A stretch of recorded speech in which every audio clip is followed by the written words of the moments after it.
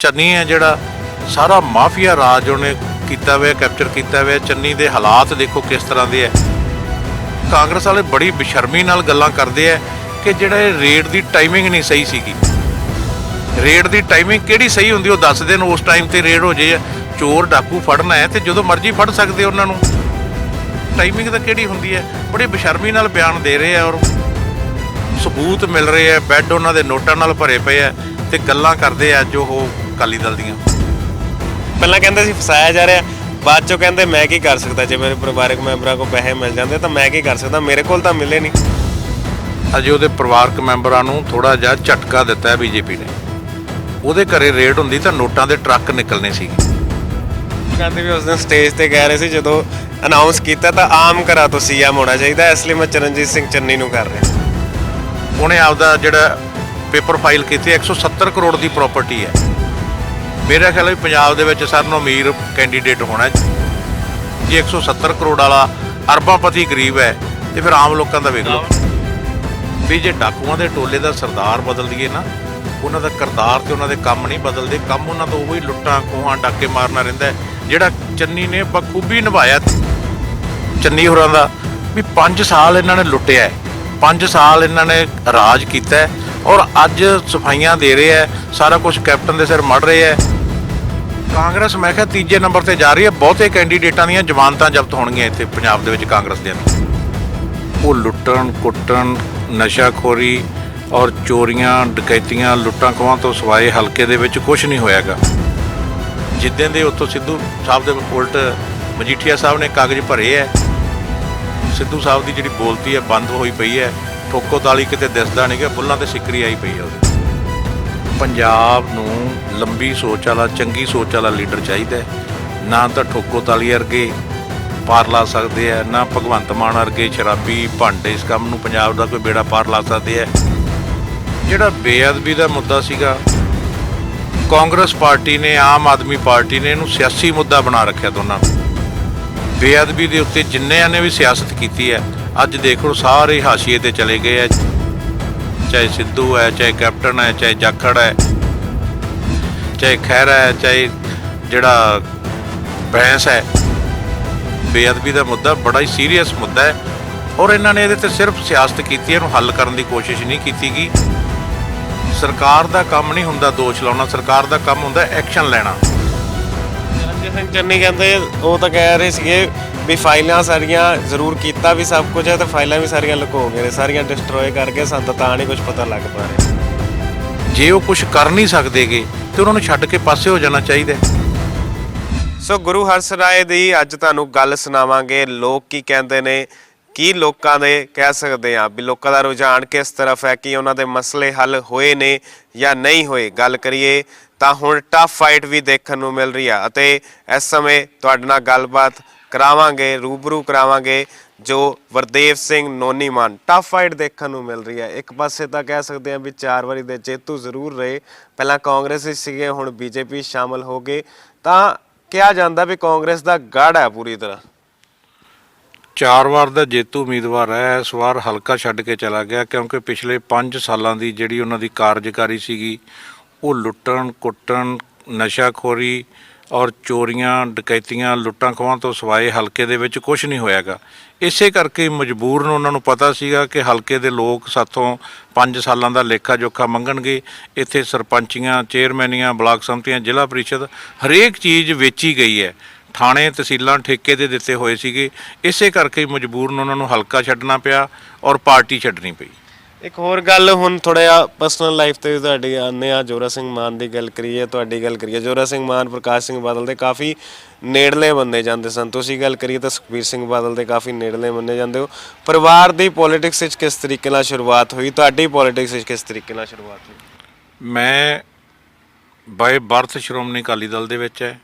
ਮੇਰੇ ਸਵਰਗਵਾਸੀ ਪਿਤਾ ਔਖੇ ਸਮੇਂ ਦੇ ਵਿੱਚ 15 ਸਾਲ ਲਗਾਤਾਰ ਬਾਦਲ ਸਾਹਿਬ ਦੇ ਨਾਲ ਰਹੇ ਹੈ ਔਰ ਉਹ ਲਗਾਤਾਰ 26 ਸਾਲ ਪਿੰਡ ਦੇ ਸਰਪੰਚ ਰਹੇ, ਫਿਰ SGPC ਮੈਂਬਰ ਰਹੇ।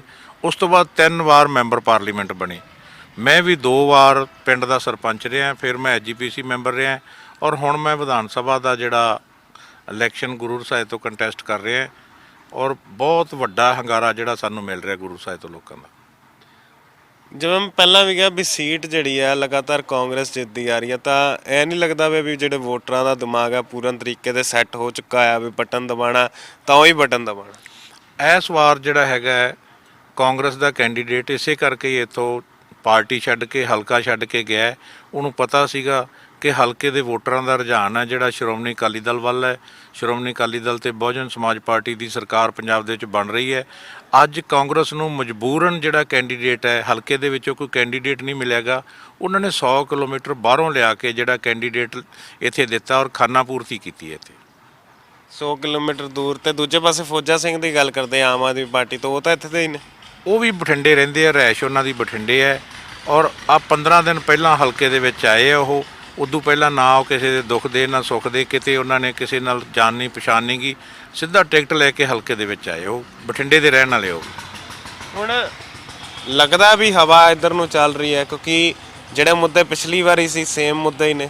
ਬੇਦਬੀ ਦਾ ਮੁੱਦਾ ਹੁਣ ਵੀ ਉੱਦਾਂ ਹੀ ਚੱਲ ਰਿਹਾ, ਨਸ਼ਿਆਂ ਦਾ ਮੁੱਦਾ ਹੁਣ ਵੀ ਚੱਲ ਰਿਹਾ। ਹਜੇ ਵੀ ਜਿਹੜੀ ਮੌਜੂਦਾ ਸਰਕਾਰ ਹੈ ਘੇਰ ਸ਼੍ਰੋਮਣੀ ਅਕਾਲੀ ਦਲ ਨੂੰ ਹੀ ਰਹੀ ਆ ਵੀ ਇਹਨਾਂ ਦੇ ਕਰਕੇ ਹੀ ਹੋਇਆ, ਤਾਂ ਹੀ ਸਾਡੇ ਕੋਲ ਹੱਲ ਨਹੀਂ ਹੋ ਪਾ ਰਿਹਾ। ਜਿਹੜਾ ਬੇਅਦਬੀ ਦਾ ਮੁੱਦਾ ਸੀਗਾ ਇਹ ਬੜੀ ਮੰਦਭਾਗੀ ਘਟਨਾ ਸੀਗੀ ਔਰ ਨਸ਼ਿਆਂ ਦਾ ਮੁੱਦਾ ਹੈ, ਬਹੁਤ ਹੀ ਸੀਰੀਅਸ ਮੁੱਦਾ ਪੰਜਾਬ ਵਾਸਤੇ। ਕਾਂਗਰਸ ਪਾਰਟੀ ਨੇ, ਆਮ ਆਦਮੀ ਪਾਰਟੀ ਨੇ ਇਹਨੂੰ ਸਿਆਸੀ ਮੁੱਦਾ ਬਣਾ ਰੱਖਿਆ ਦੋਨਾਂ ਨੂੰ ਔਰ ਇਹਦੇ ਤੇ ਸਿਆਸਤ ਕਰ ਰਹੇ ਹੈ। ਸਿਆਸਤ ਵਾਲੇ ਮੁੱਦੇ ਨਹੀਂਗੇ। ਬੇਅਦਬੀ ਦੇ ਉੱਤੇ ਜਿੰਨਿਆਂ ਨੇ ਵੀ ਸਿਆਸਤ ਕੀਤੀ ਹੈ ਅੱਜ ਦੇਖ ਲਓ ਸਾਰੇ ਹਾਸ਼ੀਏ ਤੇ ਚਲੇ ਗਏ ਹੈ, ਚਾਹੇ ਸਿੱਧੂ ਹੈ, ਚਾਹੇ ਕੈਪਟਨ ਹੈ, ਚਾਹੇ ਜਾਖੜ ਹੈ, ਚਾਹੇ ਖਹਿਰਾ ਹੈ, ਚਾਹੇ ਜਿਹੜਾ ਬੈਂਸ ਹੈ। ਅੱਜ ਜਿਨ੍ਹਾਂ ਨੇ ਵੀ ਬੇਅਦਬੀ ਦੇ ਉੱਤੇ ਸਿਆਸਤ ਕੀਤੀ ਹੈ ਉਹਨਾਂ ਦਾ ਹਸ਼ਰ ਦੇਖ ਲਓ ਅੱਜ ਕੀ ਹੋਇਆ। ਗੁਰੂ ਗ੍ਰੰਥ ਸਾਹਿਬ ਦਾ ਜਿਹੜਾ ਬੇਅਦਬੀ ਦਾ ਮੁੱਦਾ ਬੜਾ ਹੀ ਸੀਰੀਅਸ ਮੁੱਦਾ ਹੈ ਔਰ ਇਹਨਾਂ ਨੇ ਇਹਦੇ ਤੇ ਸਿਰਫ ਸਿਆਸਤ ਕੀਤੀ ਹੈ, ਇਹਨੂੰ ਹੱਲ ਕਰਨ ਦੀ ਕੋਸ਼ਿਸ਼ ਨਹੀਂ ਕੀਤੀ ਗਈ। ਇਸੇ ਤਰ੍ਹਾਂ ਨਸ਼ੇ ਹੈ ਜਿਹੜੇ ਪੰਜਾਬ ਵਾਸਤੇ ਬੜਾ ਵੱਡਾ ਚੈਲੰਜ ਹੈ ਇਹ, ਪਰ ਇਹਦੇ ਤੇ ਵੀ ਇਹ ਸਿਆਸਤ ਕਰ ਰਹੇ ਆ, ਇਕੱਲੇ ਦੋਸ਼ ਲਾ ਰਹੇ ਆ। ਸਰਕਾਰ ਦਾ ਕੰਮ ਨਹੀਂ ਹੁੰਦਾ ਦੋਸ਼ ਲਾਉਣਾ, ਸਰਕਾਰ ਦਾ ਕੰਮ ਹੁੰਦਾ ਐਕਸ਼ਨ ਲੈਣਾ। ਜੇ ਕੋਈ ਗਲਤੀ ਕਰਦਾ ਤੇ ਉੱਤੇ ਐਕਸ਼ਨ ਲਓ। ਇਹ ਇਕੱਲੀ ਸਿਆਸਤ ਕਰ ਰਹੇ, ਇਕੱਲੇ ਬਿਆਨ ਦੇ ਰਹੇ ਆ, ਉਹਦੇ ਤੇ ਕਰ ਕੁਛ ਨਹੀਂ ਰਹੇ ਇਹ। ਚਰਨਜੀਤ ਸਿੰਘ ਚੰਨੀ ਕਹਿੰਦੇ, ਉਹ ਤਾਂ ਕਹਿ ਰਹੇ ਸੀਗੇ ਵੀ ਫਾਈਲਾਂ ਸਾਰੀਆਂ ਜ਼ਰੂਰ ਕੀਤਾ ਵੀ ਸਭ ਕੁਝ ਹੈ ਤੇ ਫਾਈਲਾਂ ਵੀ ਸਾਰੀਆਂ ਲੁਕੋ ਗਏ, ਸਾਰੀਆਂ ਡਿਸਟਰੋਏ ਕਰ ਗਏ, ਸਾਨੂੰ ਤਾਂ ਨਹੀਂ ਕੁਝ ਪਤਾ ਲੱਗ ਪਾ ਰਿਹਾ। ਕਿਹੜੀਆਂ ਫਾਈਲਾਂ ਡਿਸਟਰਾਏ ਕਰ ਗਏ ਹੈ? 5 ਸਾਲ ਹੋ ਗਏ ਉਹਨਾਂ ਨੂੰ ਬਿਆਨ ਦਿੰਦਿਆਂ ਨੂੰ। ਜੇ ਉਹ ਕੁਝ ਕਰ ਨਹੀਂ ਸਕਦੇਗੇ ਤੇ ਉਹਨਾਂ ਨੂੰ ਛੱਡ ਕੇ ਪਾਸੇ ਹੋ ਜਾਣਾ ਚਾਹੀਦਾ। ਸਾਰਾ ਚੰਨੀ ਹੈ ਜਿਹੜਾ ਸਾਰਾ ਮਾਫੀਆ ਰਾਜ ਉਹਨੇ ਕੀਤਾ ਹੋਇਆ, ਕੈਪਚਰ ਕੀਤਾ ਹੋਇਆ। ਚੰਨੀ ਦੇ ਹਾਲਾਤ ਦੇਖੋ ਕਿਸ ਤਰ੍ਹਾਂ ਦੇ ਹੈ, ਕਿਵੇਂ ਉਹਦੇ ਰਿਸ਼ਤੇਦਾਰਾਂ ਦੇ ਘਰੋਂ ਨੋਟ ਨਿਕਲਦੇ ਆ ਔਰ ਕਾਂਗਰਸ ਵਾਲੇ ਬੜੀ ਬੇਸ਼ਰਮੀ ਨਾਲ ਗੱਲਾਂ ਕਰਦੇ ਆ ਕਿ ਜਿਹੜਾ ਇਹ ਰੇਡ ਦੀ ਟਾਈਮਿੰਗ ਨਹੀਂ ਸਹੀ ਸੀਗੀ। ਰੇਡ ਦੀ ਟਾਈਮਿੰਗ ਕਿਹੜੀ ਸਹੀ ਹੁੰਦੀ? ਉਹ ਦੱਸ ਦੇਣ ਉਸ ਟਾਈਮ ਤੇ ਰੇਡ ਹੋ ਜੇ। ਚੋਰ ਡਾਕੂ ਫੜਨਾ ਹੈ ਤੇ ਜਦੋਂ ਮਰਜ਼ੀ ਫੜ ਸਕਦੇ ਉਹਨਾਂ ਨੂੰ, ਲੁੱਟਾਂ ਖੋਹਾਂ ਦਾ ਮਾਲ ਫੜਨਾ ਹੈ ਤੇ ਉਹ ਟਾਈਮਿੰਗ ਤਾਂ ਕਿਹੜੀ ਹੁੰਦੀ ਹੈ? ਬੜੇ ਬੇਸ਼ਰਮੀ ਨਾਲ ਬਿਆਨ ਦੇ ਰਹੇ ਆ ਔਰ ਮੈਂ ਤਾਂ ਸਮਝ ਨਹੀਂ ਲੱਗਦੀ ਵੀ ਉਹ ਕਿਸ ਮੂੰਹ ਨਾਲ ਗੱਲ ਕਰ ਰਹੇ ਆ ਜਿਨ੍ਹਾਂ ਨੇ ਸਾਰਾ ਪੰਜਾਬ ਲੁੱਟ ਲਿਆ 5 ਸਾਲਾਂ ਦੇ ਵਿੱਚ ਔਰ ਸਬੂਤ ਮਿਲ ਰਹੇ ਆ, ਬੈੱਡ ਉਹਨਾਂ ਦੇ ਨੋਟਾਂ ਨਾਲ ਭਰੇ ਪਏ ਆ ਤੇ ਗੱਲਾਂ ਕਰਦੇ ਆ ਜੋ ਉਹ ਅਕਾਲੀ ਦਲ ਦੀਆਂ। ਉਹ ਤਾਂ ਕਹਿੰਦੇ ਫਸਾਇਆ ਜਾ ਰਿਹਾ, ਜਾਣ ਕੇ ਫਸਾਇਆ ਜਾ ਰਿਹਾ। ਪਹਿਲਾਂ ਕਹਿੰਦੇ ਸੀ ਫਸਾਇਆ ਜਾ ਰਿਹਾ, ਬਾਅਦ ਚੋਂ ਕਹਿੰਦੇ ਮੈਂ ਕੀ ਕਰ ਸਕਦਾ, ਜੇ ਮੇਰੇ ਪਰਿਵਾਰਕ ਮੈਂਬਰਾਂ ਕੋਲ ਪੈਸੇ ਮਿਲ ਜਾਂਦੇ ਤਾਂ ਮੈਂ ਕੀ ਕਰ ਸਕਦਾ, ਮੇਰੇ ਕੋਲ ਤਾਂ ਮਿਲੇ ਨਹੀਂ, ਮੈਂ ਤਾਂ ਬਿਲਕੁਲ ਕਹਿ ਸਕਦੇ ਇਮਾਨਦਾਰ ਹਾਂ। ਸਿਰਫ ਨਾ ਅਜੇ ਉਹਦੇ ਪਰਿਵਾਰਕ ਮੈਂਬਰਾਂ ਨੂੰ ਥੋੜਾ ਜਿਹਾ ਝਟਕਾ ਦਿੱਤਾ ਹੈ ਬੀਜੇਪੀ ਨੇ। ਉਹਦੇ ਘਰੇ ਰੇਡ ਹੁੰਦੀ ਤਾਂ ਨੋਟਾਂ ਦੇ ਟਰੱਕ ਨਿਕਲਣੇ ਸੀਗੇ। ਇਹ ਤਾਂ ਸਿਰਫ ਉਹਨੂੰ ਥੋੜਾ ਜਿਹਾ ਜਿਵੇਂ ਫਿਲਮ ਦਾ ਟ੍ਰੇਲਰ ਦਿਖਾਉਂਦੇ ਆ ਨਾ, ਦਿਖਾਇਆ ਉਹਨੂੰ ਔਰ ਉਹਦੇ ਆਪਦੇ ਦੇ ਜਿੱਦੇ ਰੇਡ ਹੋਈ ਨਾ ਪਤਾ ਲੱਗੂਗਾ ਵੀ ਤੁਸੀਂ ਮੈਨੂੰ ਦੱਸੋ। ਕਹਿੰਦਾ ਮੈਂ ਪਟਾਕੇ ਵੇਚਦਾ ਰਿਹਾ, ਮੈਂ ਮੰਜੇ ਬੁਣਦਾ ਰਿਹਾ, ਮੈਂ ਟੋਕਾ ਕਰਦਾ ਰਿਹਾ, ਮੈਂ ਟੈਂਟ ਲਾਉਂਦਾ ਰਿਹਾ। ਬਹੁਤ ਲੋਕ ਆ ਜਿਹੜੇ ਕੰਮ ਕਰਦੇ ਆ, ਕਿਸੇ ਕੋਲੇ ਕਰੋੜਾਂ ਰੁਪਈਆਂ ਦੀਆਂ ਗੱਡੀਆਂ ਨਹੀਂ। ਉਹਨੇ ਆਪਦਾ ਜਿਹੜਾ ਪੇਪਰ ਫਾਈਲ ਕੀਤੀ 170 ਕਰੋੜ ਦੀ ਪ੍ਰਾਪਰਟੀ ਹੈ ਉਹਨੇ ਦਿਖਾਈ ਹੈ। ਮੇਰਾ ਖਿਆਲ ਹੈ ਪੰਜਾਬ ਦੇ ਵਿੱਚ ਸਾਰਿਆਂ ਨੂੰ ਅਮੀਰ ਕੈਂਡੀਡੇਟ ਹੋਣਾ ਜਿਹਦੇ ਕੋਲ 170। ਤੇ ਕਾਂਗਰਸ ਕਹਿੰਦੀ ਹੈ ਵੀ ਅਸੀਂ ਆਮ ਆਦਮੀ ਗਰੀਬ ਆਦਮੀ। ਜੇ 170 ਕਰੋੜ ਵਾਲਾ ਅਰਬਾਂਪਤੀ ਗਰੀਬ ਹੈ ਤੇ ਫਿਰ ਆਮ ਲੋਕਾਂ ਦਾ ਵੇਖ ਲਓ। ਰਾਹੁਲ ਗਾਂਧੀ ਵੀ ਉਸ ਦਿਨ ਸਟੇਜ ਤੇ ਕਹਿ ਰਹੇ ਸੀ ਜਦੋਂ ਅਨਾਉਂਸ ਕੀਤਾ ਤਾਂ ਆਮ ਘਰਾਂ ਤੋਂ ਸੀਐਮ ਹੋਣਾ ਚਾਹੀਦਾ, ਇਸ ਲਈ ਮੈਂ ਚਰਨਜੀਤ ਸਿੰਘ ਚੰਨੀ ਨੂੰ ਕਰ ਰਿਹਾ। ਮੈਂ ਤੁਹਾਨੂੰ ਦੱਸਿਆ ਵੀ 170 ਕਰੋੜ ਦੀ ਉਹਨੇ ਆਪਦੀ ਜਿਹੜੀ ਫਾਈਲ ਕੀਤੀ ਹੈ, ਐਫੀਡੇਵਿਟ ਕੀਤਾ ਹੈ।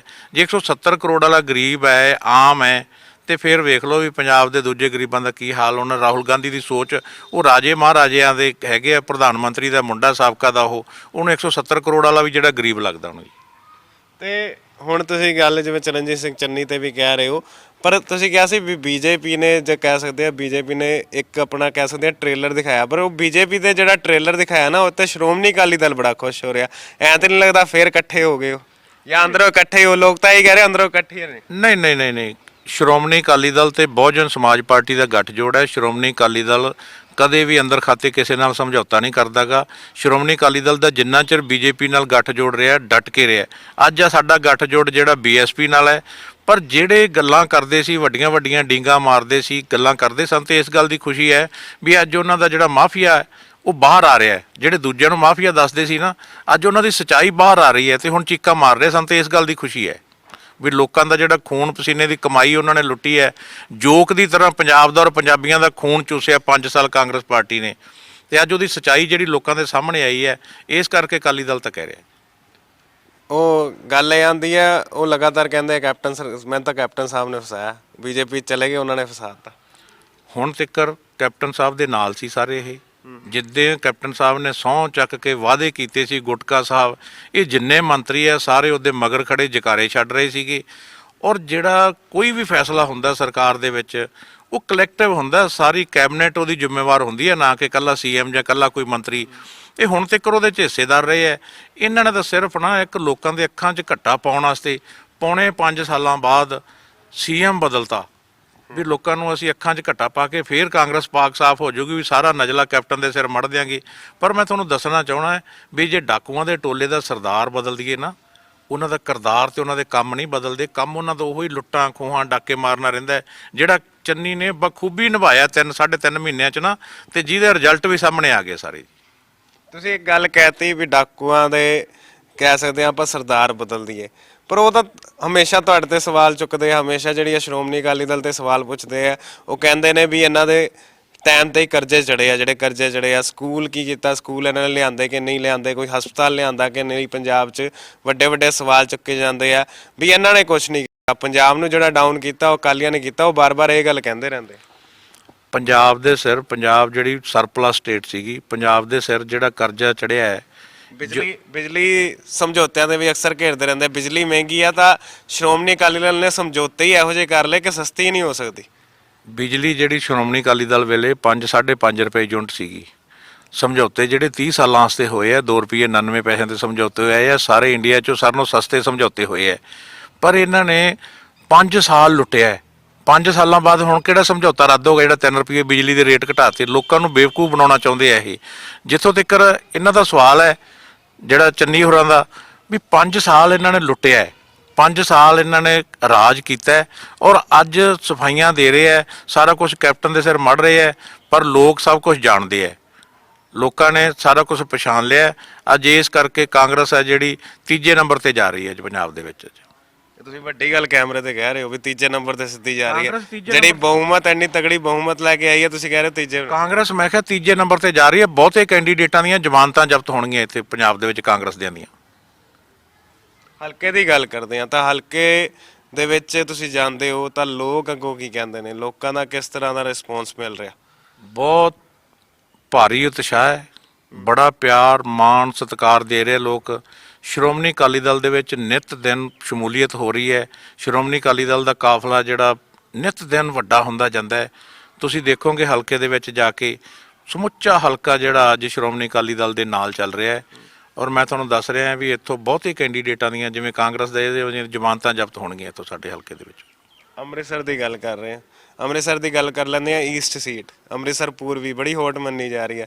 ਕਿੰਝ ਲੱਗਦਾ ਵੀ ਇੱਕ ਪਾਸੇ ਵਿਕਰਮ ਸਿੰਘ ਮਜੀਠੀਆ ਤੇ ਦੂਜੇ ਪਾਸੇ ਨਵਜੋਤ ਸਿੰਘ ਸਿੱਧੂ ਸਾਹਿਬ ਚੈਲੰਜ ਕਰਦੇ ਸੀਗੇ, ਬੜੇ ਵੱਡੇ ਵੱਡੇ ਬਿਆਨ ਦਿੰਦੇ ਸੀਗੇ। ਸਾਡੇ ਮਾਝੇ ਦੇ ਜਰਨੈਲ ਨੇ ਉਹਦਾ ਚੈਲੰਜ ਕਬੂਲ ਕੀਤਾ, ਉੱਥੋਂ ਨੋਮੀਨੇਸ਼ਨ ਪੇਪਰ ਫਾਈਲ ਕੀਤੇ। ਫਿਰ ਉਹਨਾਂ ਨੇ ਚੈਲੰਜ ਕੀਤਾ ਕਿ 1 ਸੀਟ ਤੋਂ ਲੜੋ, ਉਹਨਾਂ ਨੇ ਉਹ ਚੈਲੰਜ ਵੀ ਕਬੂਲ ਕੀਤਾ।